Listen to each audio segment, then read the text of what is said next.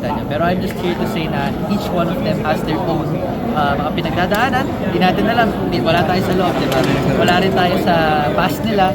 Lahat sila, di ba? Yung iba dyan, baka may trauma pa or iba merong iniisip na problema. Lahat tayo meron sarili nating, pinagdadaanan past bilang tao. And that's us. That builds us. So, siguro wag na lang din tayo masyadong mag-judge. I read from one philosopher na to think is difficult. That's why other people judges. So, huwag tayo masyadong mag-judge, guys. Lahat tayo iba-iba. Lahat tayo may pinagdadaanan.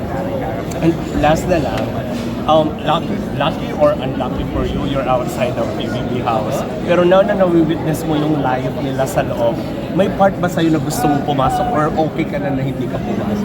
Every time. Ibang opportunity ko ang PBB.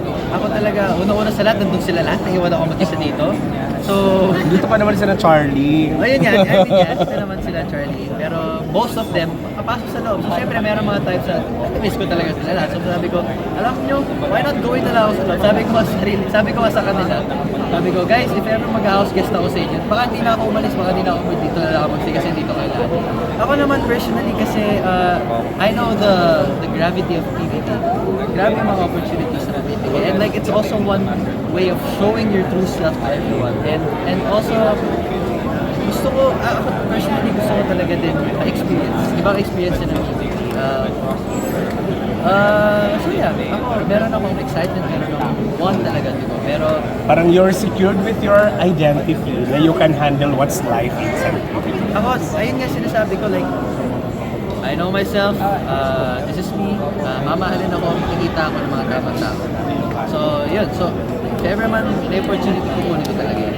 Pero yun nga, unfortunately, I'm outside, so ako At naman least nakakapag-promo ka. nakapag-promo.